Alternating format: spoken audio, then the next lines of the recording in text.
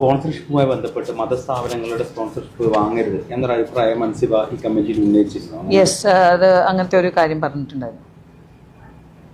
പക്ഷേ നമ്മളൊരു ചാരിറ്റി ഓർഗനൈസേഷനാണ്.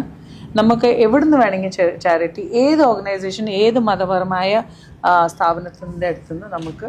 ശ്വേതാമേനോനും ലക്ഷ്മിപ്രിയയ്ക്കും ഒന്നും ഇതിന്റെ വലിയ അപകടമായിട്ടുള്ള ഒരു കാര്യം വശവോ മനസ്സിലാവുന്നില്ല എന്നുള്ളതാണ് സത്യം പറഞ്ഞാൽ. കാരണം ഇപ്പോഴും അവർ പറയുന്നതെന്ന് വെച്ചാൽ ഇതൊരു ചാരിറ്റബിൾ സംഘടനയാണ്. ചാരിറ്റബിൾ സംഘടനയ്ക്ക് ഏത് മതത്തിന്റെ ഒരു എന്താ പറയുക, ആ ഒരു സംഘടനയിൽ നിന്നും കിട്ടുന്ന കാശ് ധൈര്യമായിട്ട് സ്വീകരിക്കാം എന്നാണ് പറയുന്നത്.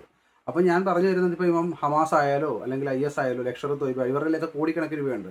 ഇവർ കൊണ്ട് തരുന്നത് ചാരിറ്റബിൾ ട്രസ്റ്റിന് വേണ്ടിയിട്ട് കുറച്ച് സംഘടന പൈസ തന്നിട്ടുണ്ടെങ്കിൽ നിങ്ങൾ സ്വീകരിക്കുമോ? ഞാൻ പറയുന്ന അമ്പലം ഒരു തീവ്രവാദ സംഘടനയാണെന്നല്ല പറഞ്ഞു വരുന്നത്. കാരണം മതം എന്ന് പറഞ്ഞ സാധനം ഇൻഡിവിജ്വലായിട്ട് മാറ്റി നിർത്തേണ്ട ഒരു സാധനമാണ്. നിങ്ങളുടെ സമുദായത്തിൽ അല്ലെങ്കിൽ നിങ്ങളുടെ സമുദായത്തിൽപ്പെട്ടവരും, ഹിന്ദു മതത്തിൽപ്പെട്ടവരും, ക്രിസ്ത്യാനിപ്പെട്ടവരും, മുസ്ലിം പെട്ടവരും എല്ലാം ആ സംഘടനയിലുണ്ട്. അപ്പം നിങ്ങൾ എന്താ ചെയ്യണമെന്ന് വെച്ചാൽ നമ്മുടെ രാജ്യത്തെ പോലെ തന്നെ സെക്യുലർ ആയിരിക്കണം, അല്ലേ? രാജ്യത്തിന് മതമില്ല, രാജ്യത്തിലുള്ളവർക്ക് മാത്രമേ മതമുള്ളൂ. അതാണ് നമ്മുടെ രാജ്യത്തിൻ്റെ ഏറ്റവും വലിയൊരു എന്താ പറയുക പോസിറ്റീവായിട്ട് നമ്മൾ എപ്പോഴും പറയാറുള്ളത്. അതുപോലെ തന്നെ നിങ്ങൾക്ക് സംഘടനയിൽ ഉള്ളവർക്ക് മതമായിക്കോട്ടെ, പക്ഷേ സംഘടനയ്ക്ക് മതം വേണ്ട.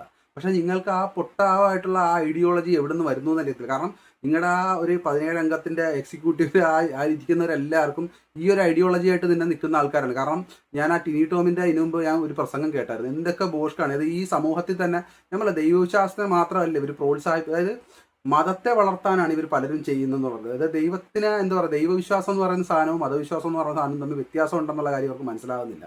അൻസിബ് പറഞ്ഞ കാര്യത്തിനോട് 100% ഇപ്പോഴും ഞാൻ യോജിക്കുന്നുണ്ട്. കാരണം പിന്നെ വേറൊരു കാര്യമുണ്ട്, ഈ അമ്പലമായാലോ പള്ളിയായാലോ നിങ്ങൾക്ക് 75 ലക്ഷം രൂപയ്ക്ക് 80 ലക്ഷം രൂപയ്ക്ക് നിങ്ങൾക്ക് വേണമെങ്കിൽ 10 ആംബുലൻസ് മേടിച്ച് കൊടുക്കാൻ പറ്റും, അല്ലെങ്കിൽ 10 പേർക്ക് വീട് വെച്ച് കൊടുക്കാൻ പറ്റും. പക്ഷേ നിങ്ങൾ ഈ പബ്ലിസിറ്റിക്ക് വേണ്ടി മാത്രമാണ് ഈ കാശ് മുടക്കുന്നത്. നിങ്ങൾ ഒന്ന് മനസ്സിലാക്കേണ്ട കാര്യമല്ലേ ഉള്ളൂ, നമ്മുടെ സമൂഹത്തിൽ എത്ര ജനങ്ങൾ, അല്ലെങ്കിൽ ഈ ചൂരൽമര കണക്കത്തെ ഒരു സ്ഥലത്ത് നിങ്ങൾക്ക് വേണമെങ്കിൽ 75 ലക്ഷം രൂപയ്ക്ക് ആൾക്കാർക്ക് എന്തെങ്കിലും ചെയ്തു കൊടുക്കാൻ പറ്റുമായിരുന്നു. പക്ഷേ നിങ്ങൾ ആ സ്പോൺസർഷിപ്പിന് വേണ്ടി നിങ്ങൾക്ക് പരസ്യത്തിൻ്റെ ആവശ്യമുണ്ടോ? അമ്പലത്തിനോ പള്ളിക്കോ അല്ലെങ്കിൽ മുസ്ലിം പള്ളിക്കോ മറ്റുള്ള ആരാധനാലയങ്ങൾക്കോ പരസ്യത്തിൻ്റെ ആവശ്യമുണ്ടോ?